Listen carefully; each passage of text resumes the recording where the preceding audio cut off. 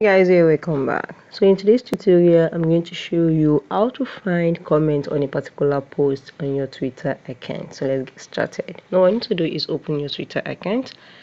I'm going to open my Twitter account, and on the next thing is we're going to so once you sign into your Twitter account, this is your Twitter account, you need to go to the particular post that you're looking for. You can see these are the comments.